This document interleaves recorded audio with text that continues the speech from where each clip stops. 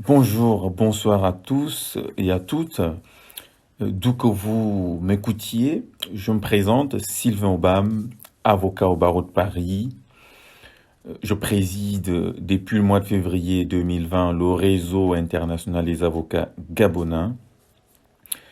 Je vais revenir sur la question du caractère secret des délibérations du Conseil de l'ordre des avocats du Gabon qui est en actualité depuis quelques jours. Cette question est à mettre en lien avec la demande de communication formulée par notre confrère maître Gisèle Ehuibekale devant le Conseil d'État par requête en référé d'heure à heure le 30 octobre dernier. Il faut lever l'équivoque d'emblée. L'article 62, sur lequel se base Maître Ehuibekale, dispose clairement que toute délibération étrangère aux attributions du Conseil de l'ordre ou contraire à la loi peut faire l'objet d'un recours devant le Conseil d'État, soit à la diligence de tout membre du barreau, soit à celle du ministre chargé de la justice, et ce dans un délai d'un mois à compter, suivez bien, de la date de la publication de la délibération litigieuse. Publication de la délibération litigieuse. Alors, si la délibération peut être publiée, et elle a vocation à être publiée, c'est qu'en réalité, ce n'est pas le caractère secret de la délibération qui fait qu'elle ne soit pas communiquée à Maître Gisèle Ehuibekale. C'est le contenu de la délibération. Je rappelle qu'une délibération, c'est un acte juridique, d'accord, dans lequel une décision est prise. Mais une délibération, c'est aussi un moment, c'est-à-dire ce moment-là où les personnes ayant qualité se réunissent en secret pour prendre une décision. C'est comme lorsque une audience est tenue et que les plaidoiries sont terminées et le tribunal quitte la salle pour délibérer. C'est dans ce sens-là qu'il faut entendre la notion de secret des délibérations du Conseil de l'ordre. Cela veut tout simplement dire que tout avocat, membre du barreau du Gabon, mais qui n'est pas membre du Conseil de l'ordre des avocats du Gabon, n'est pas habilité à assister aux délibérations du Conseil de l'ordre. Il faut lever cet équivoque ou cette confusion qui est entretenue, qui veut être entretenue entre l'appartenance à un barreau et la qualité de membre du Conseil de l'ordre. Tous les avocats du Gabon sont membres du barreau, mais ils ne sont pas tous membres du Conseil de l'ordre, parce que le Conseil de l'ordre est élu chaque 2 ans et il est dirigé par un bâtonnier qui est élu chaque 2 ans également, pour un mandat de 2 ans. Donc, c'est cela qu'il faut entendre par secret des délibérations.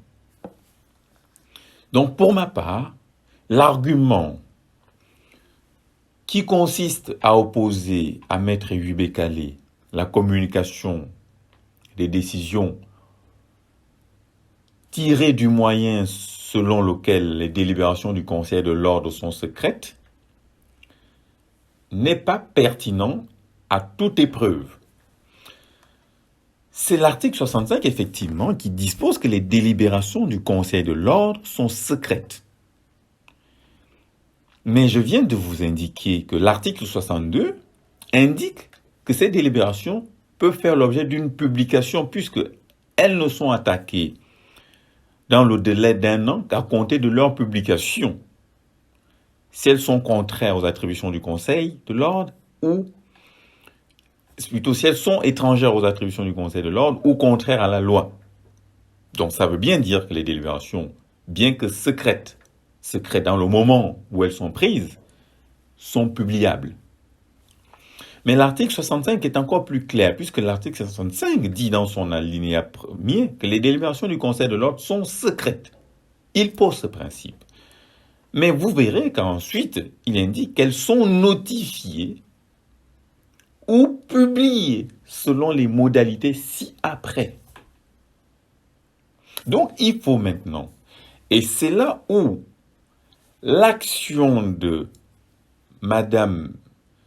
Maître Yubé Calé devant le Conseil d'État est irrecevable. Et c'est d'ailleurs pour cette raison que sa demande aux communications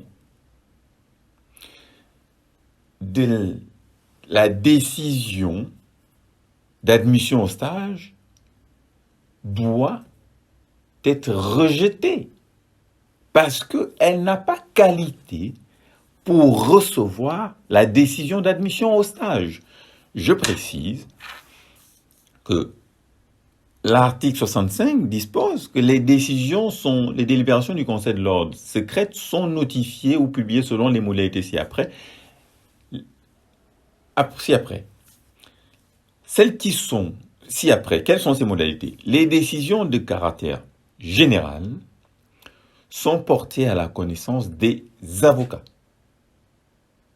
Je dis bien les décisions de caractère général. Et le cas échéant de toute autre personne intéressée dans les formes et conditions déterminées par le bâtonnier en accord avec le Conseil de l'ordre.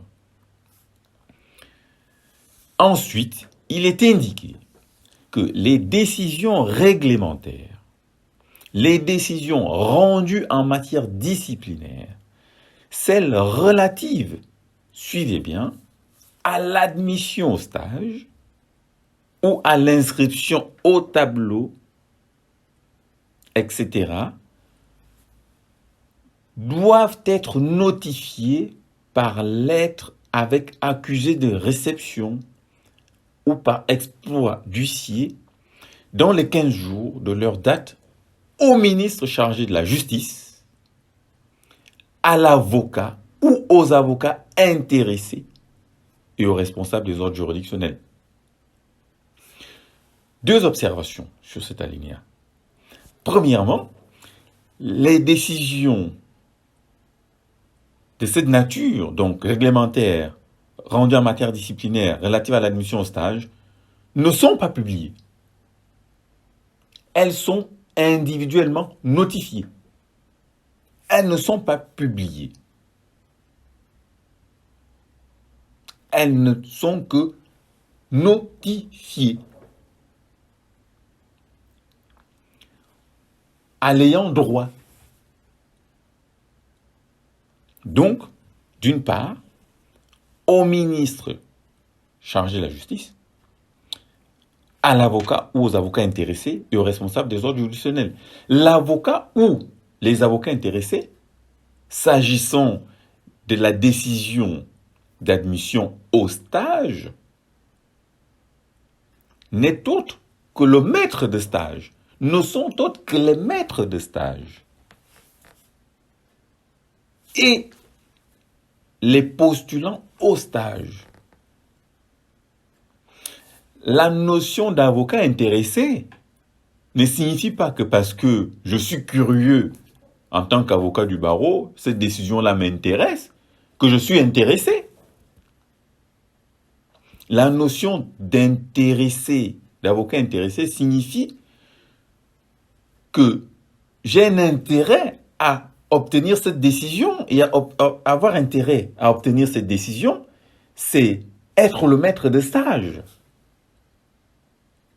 ou le ministère de la Justice.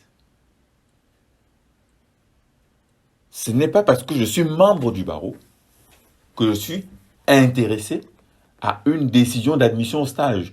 Et c'est clair dans cet article 65. Donc, Maître Gisèle Lévy-Bécalé ne pouvait pas recevoir communication de la décision d'admission au stage, qui est une décision individuelle. C'est une décision individuelle qui est notifiée ad personam. Donc, sur ce point, elle est irrecevable. Irrecevable. Et les dispositions de ce texte sont d'une limpidité cristalline sur la qualité d'avocat intéressé et la nature des délibérations du Conseil de l'ordre qui sont soit notifiées, soit publiées. Les délibérations du Conseil de l'ordre qui ne sont pas notifiées signifient tout simplement qu'elles ne doivent pas être publiées. Si la décision d'admission au stage était une décision qui avait vocation à être connue par tout le barreau, elle devait faire partie des délibérations soumises à publication et non à notification. La publication, c'est ouverte à tout public. La notification, c'est une notification à personne individuelle parce que c'est une décision individuelle. Donc, il n'y a pas d'ambiguïté sur les termes de l'article 65 de la loi fixant le cadre de l'exercice de la profession d'avocat au Gabon du 7 janvier 2015. Donc, rien que sur cette base, Maître Lévy-Bécalé était irrecevable à recevoir communication de la part du Conseil de l'ordre et du bâtonnier. Elle est encore davantage irrecevable à l'obtenir du Conseil d'État, puisque les décisions qu'elle demande communication ne font pas partie de la liste des documents qui doivent être publiés et qui doivent être sus par tous, mais les décisions qui doivent être notifiées et qui sont des décisions individuelles. Sur ce point, je pense que le droit a tout dit. Merci pour cette attention. Je pense et j'espère que le Conseil d'État, au-delà du sursis à exécution qu'il a prononcé, en toute illégalité, pourra revenir et permettre à ce que la prestation de serment ait lieu. Merci.